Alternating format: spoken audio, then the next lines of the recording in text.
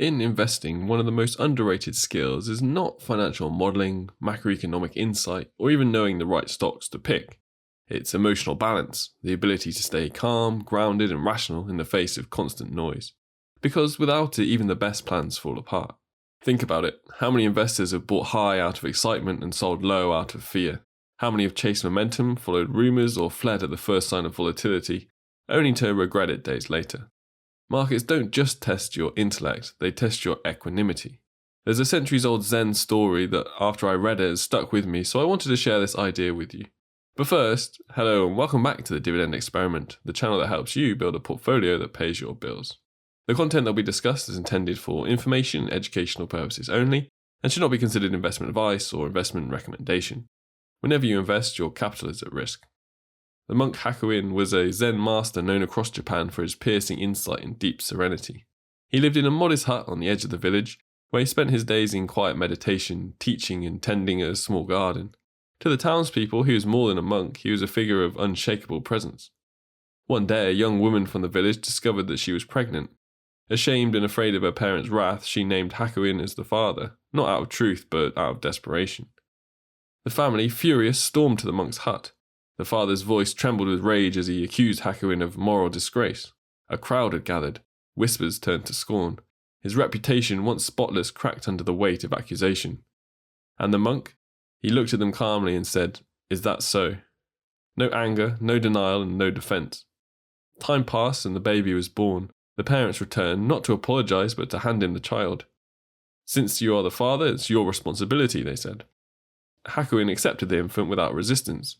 With gentleness, he wrapped the crying newborn in cloth and cradled it against his chest. He had no experience looking after a baby, yet he made room in his life for it. He begged for milk, he kept the baby warm, he rose in the night to soothe its cries, and neighbours watched in confusion, the scandalised monk, now a surrogate father, showing only quiet care and devotion to the new baby. He never spoke ill of the mother, he never complained, he simply lived with the moment as it was. Almost a year later, the guilt overwhelmed the young woman. Tearfully, she confessed the truth. The child's father was a boy who worked in the fish market. The parents, devastated and ashamed, returned to the monk with heads bowed, seeking forgiveness. Then they begged to take the child back. Hakuin, now weathered by months of caregiving but unchanged in demeanour, handed over the baby with a soft smile and said, "Is that so?" But what does this have to do with investing? Well, everything. As investors, we're bombarded daily with babies, rumours, reports, news, narratives, predictions. Some are true, but most are noise. All have the potential to push us off our plan if we don't have control over our emotions. When the market drops 3% in a day, do you panic or do you say, "Is that so?" When a company whose stock you hold misses earnings and analysts downgrade it, do you spiral into regret or do you say, "Is that so?" and reassess rationally? When the headlines scream about the next recession, a new war, a massive tech breakthrough, or a political bill that could supposedly change everything, do you get swept up in the drama, or calmly say, "Is that so?" A modern example, Section 899 and the dividend panic. Here's a real-world illustration. A while ago, there's a frenzy around a proposed piece of US legislation, a big, beautiful bill filled with all sorts of tax changes. Buried deep inside was a section, Section 899, which suggested a possible restructuring of how dividends from foreign subsidiaries are paid out to investors. Some commentators claim this would lead to massive dividend cuts due to the preference for buybacks being more efficient, especially around multinational companies. Investors panicked and I got many questions on this. And what happened? Well, nothing in the end really. Section 899 turned out to be a classic case of President Trump trying to put pressure to get what he ultimately wants through alternative means. The bill passed in a different form. Dividend structures stayed effectively intact. Companies continued business as usual.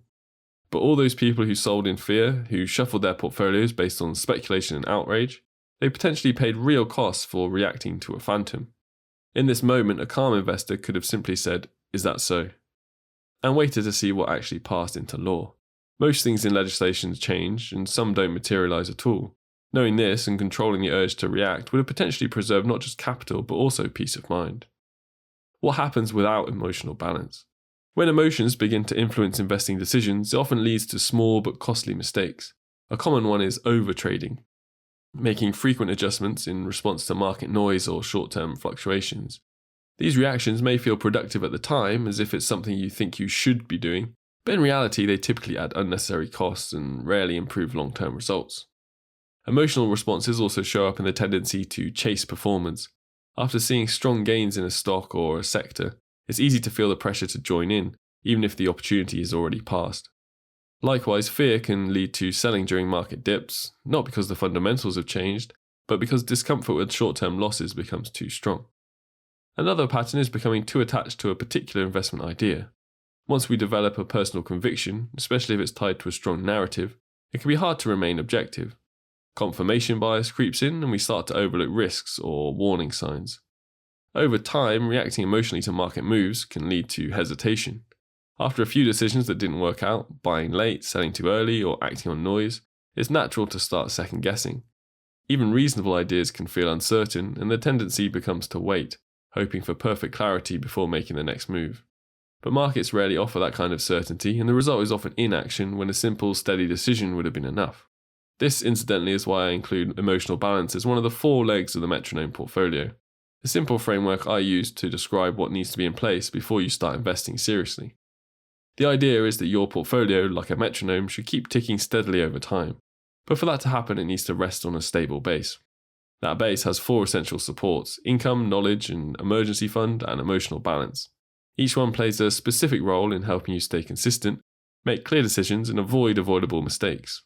If any leg is missing, the whole structure could become shaky, especially during volatile or uncertain periods. For many people, emotional balance is the most unfamiliar of the 4, but it's also the one that holds everything else together in practice. If you're curious to go deeper, I explain the full concept in this video, including how each leg works and how to put them in place. But for now, just know that emotional stability isn't a nice-to-have bonus, it's part of the foundation of investing. Well, in my opinion at least. How to build emotional balance. So if emotional balance matters this much, the next question is, how do you actually build it? The good news is it's not about becoming a robot or ignoring your feelings, it's about putting a few habits and systems in place so that emotions don't take over when markets get too noisy. One of the most useful things you can do is just by studying market history.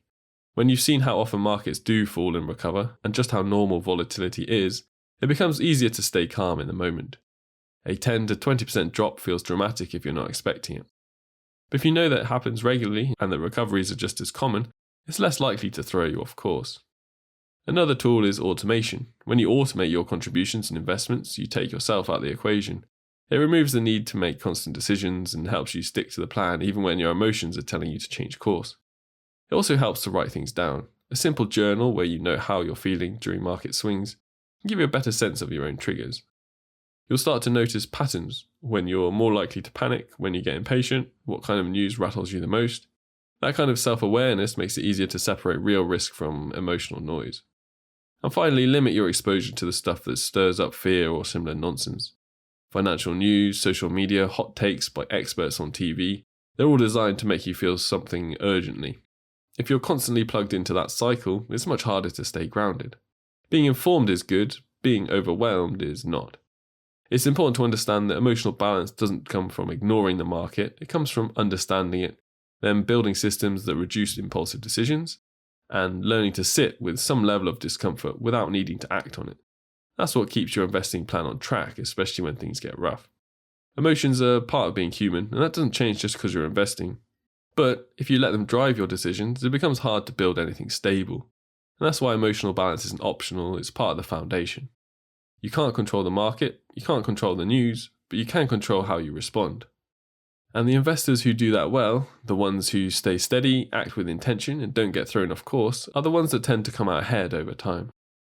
In the end, it's not about suppressing emotion, it's about learning to acknowledge it, step back, and before you decide what to do next, say, "Is that so?" If you liked this video, and if you made it this far, I'm guessing you probably did, then I have some good news for you. I'm giving away my PDF guide to the 10 dividend investing commandments, or the criteria that I use to pick dividend paying stocks, and I'm giving it away to you for free. All you need to do is submit your email in the link below and it'll get delivered to your inbox straight away. Again, that's for free. But that's not the only benefit of joining the email. You also get updates on the almost daily dividend portfolio, interesting stock ideas or news, and special deals and free stuff that I can share with you. Thanks for watching, and I hope to see you on the next video. See you!